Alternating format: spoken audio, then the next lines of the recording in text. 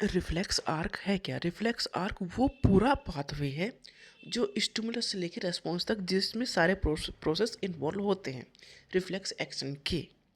तो reflex arc is the neural pathway through which A reflex action अकर।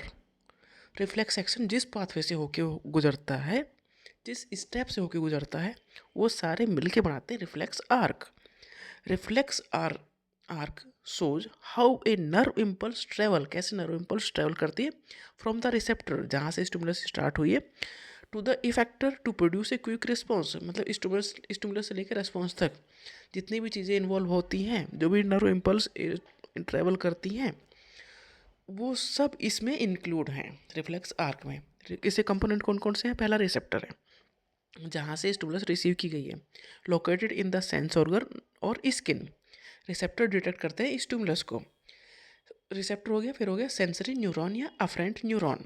ये carry करता है नर्व इम्पल्स को from receptor to the spinal cord. Receptor से लेके स्पाइनल कॉर्ड तक लेके जाने का काम सेंसरी न्यूरॉन करते हैं। किसे लेके जाते हैं? नर्व इम्पल्स को।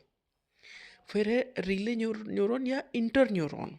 ये स्पाइनल कॉर्ड में लोकेटेड है और ये सिग्नल को प्रोसेस करते हैं और कनेक्ट करते हैं सेंसरी न्यूरॉन्स को मोटर न्यूरॉन से। देखो सेंसरी न्यूरॉन जो है वो जो इम्पल्स है उसे लेके आया है कि कहीं कुछ हुआ है, और मोटर न्यूरॉन उसका इफेक्ट है, मतलब अब क्या करना है। तो इंटर न्यूरॉन इन दोनों के बीच में कहीं है कि एक से इन्फॉर्मेशन ली और दूसरे को तैयार करना। तो इंटर न्यूरॉन लोकेटेड है कहाँ? स्पाइनल कॉर्ड में। रिफ्लेक्स एक्शन में प्रायोरिटी या मास्टरी है स्पाइनल कॉर्ड की। ब्रेन इसमें जल्दी इन्वॉल्व नहीं होता, स्पाइनल कॉर्ड खुद एक्शन ले लेता है। तो इंटर न्यूरॉन या रिले न्यूरॉन इसे कहते हैं। ये प्रोसेस करता है सिग्नल्स को और कनेक्ट करता है सेंसरी न्यूरॉन को मोटर न्यूरॉन से। मतलब इम्पल्स आई है, कुछ स्टिमुलस हुआ है, अब क्या एक्शन लेना है, तो इंटर न्यूरॉन उन दोनों के बीच में कनेक्शन का काम करता है। जैसे आर्टरी और वेन्स के बीच में पतली पतली वो होती हैं आर्टेरियोल्स, फिर वेन्स पतली पतली होती है, कनेक्शन मिल जाते हैं ना। आर्टरी और वेन्स अलग सिस्टम नहीं है, एक ही नेटवर्क का पार्ट है। ऐसे ही सेंसरी न्यूरॉन और मोटर न्यूरॉन को जोड़ने वाला पार्ट है इंटर न्यूरॉन। अब है मोटर न्यूरॉन, इसे कहते हैं इफरेंट न्यूरॉन। ये कैरी करता है impulse from the spinal cord to effector, जहाँ पर इफेक्ट पड़ा है, जहाँ पर रेस्पॉन्स दिखाना है। तो एक तो स्टिमुलस लेके जाने वाला हो गया सेंसरी न्यूरॉन, और दूसरा हो गया मोटर न्यूरॉन। बीच में है इंटर न्यूरॉन रिले या relay neuron. Effector muscles that produce the response, जहाँ पर इफेक्ट हुआ है, जहाँ पर स्टिमुलस ने इफेक्ट किया है वहीं पर रेस्पॉन्स दिखाना है।